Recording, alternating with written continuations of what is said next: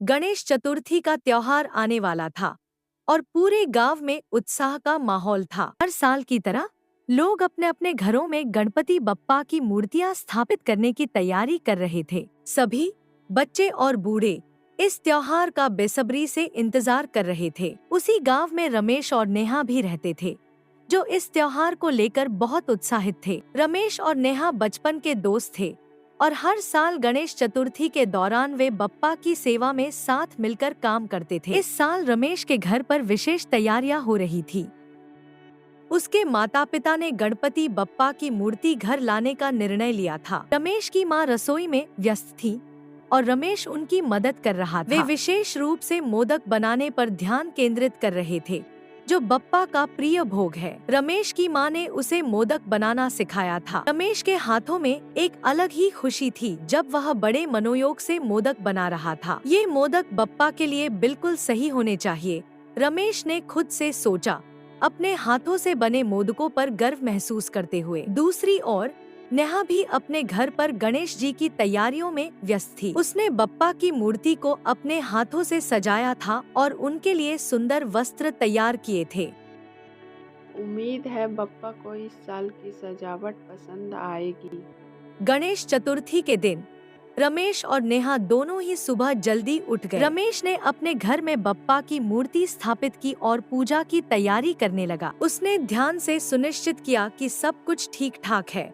पूजा की थाली, दीपक, फूल और मोदक, सब कुछ बिल्कुल सही लग रहा है, रमेश ने सोचा, तैयारियों से संतुष्ट होते हुए। नेहा भी अपने घर पर पूजा की तैयारी कर रही थी। उसने एक सुंदर रंगोली बनाई और बप्पा की मूर्ति के पास दीपक जलाया। जब सब कुछ तैयार हो गया, उसने अपने माता पिता के साथ बप्पा की आरती की। नेहा ने बप्पा को मोदक चढ़ाए और उनकी पूजा की।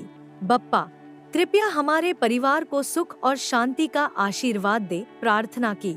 रमेश और नेहा की आंखों में वही चमक थी जो हर भक्त की आंखों में होती है जब वे अपने देवता की पूजा करते हैं। दोनों ने अपने अपने घरों में बप्पा के सामने खड़े होकर प्रार्थना की, हे बप्पा, हमारे जीवन को खुशियों से भर दो और हमें सत्य के मार्ग पर चलने की प्रेरणा दो। पूजा के बाद हमेशा की तरह रमेश और नेहा मिले और गांव के गणपति पंडाल की ओर चले। यह पंडाल गांव के चौक में लगाया गया था, जहां सभी ग्रामीण मिलकर गणपति बप्पा की पूजा करते थे। पंडाल में गणपति बप्पा की एक बड़ी मूर्ति थी, जो सजावट और रोशनी से घिरी हुई थी। नेहा, तुम्हारी मोदक बहुत स्वादिष्ट लग रहे हैं, रमेश ने नेहा के मोदकों की तरफ इशारा करते हुए कहा। धन्यवाद रमेश, नेहा ने मुस्कुराते हुए जवाब दिया, लेकिन मुझे पता है कि तुम्हारे बनाए मोदकों का स्वाद सबसे अलग होता है। रमेश ने मुस्कुराते हुए कहा, हमारी बप्पा के प्रति भक्ति ही इन मोदकों को खास बनाती है। दोनों ने हंसते हुए एक दूसरे की ओर देखा और फिर साथ में गणपति बप्पा की आरती करने लगे।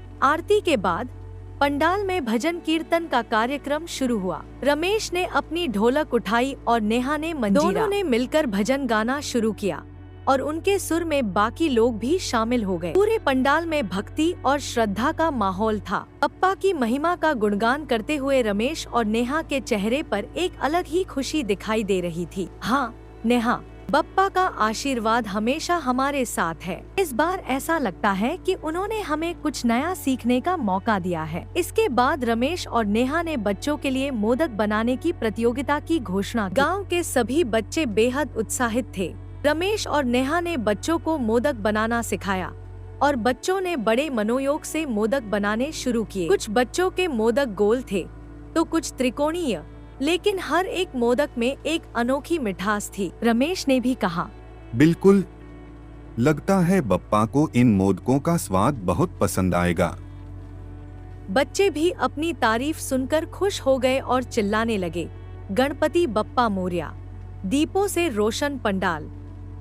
अचानक पंडाल की बिजली चली गई और अंधेरा छा गया। यह देखकर सभी लोग चिंतित हो गए। रमेश ने तुरंत परिस्थिति को संभालने की कोशिश की। उसने नेहा से कहा, नेहा, चलो सबको कहें कि अपने घर से दीपक और मोमबत्तियां ले आए। हम पंडाल को उनसे रोशन कर सकते हैं।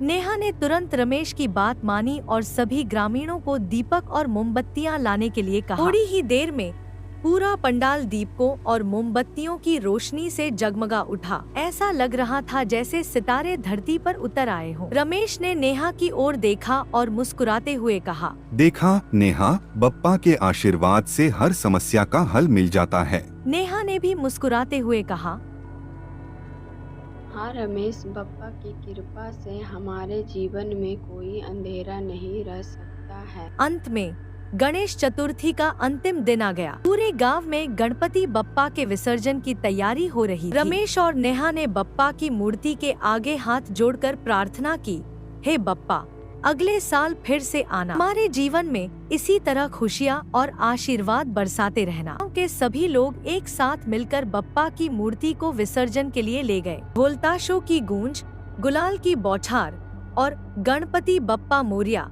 अगले बरस तू जल्दी आ के जयकारों के बीच बप्पा का विसर्जन हुआ। त्योहार की मिठास।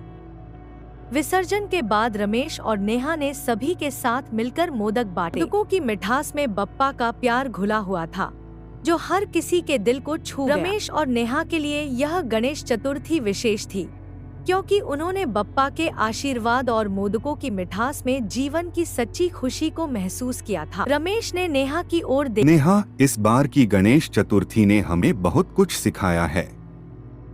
नेहा ने मुस्कुराते हुए कहा, हाँ रमेश, बप्पा के प्यार से बढ़कर हमारे जीवन में कुछ नहीं है।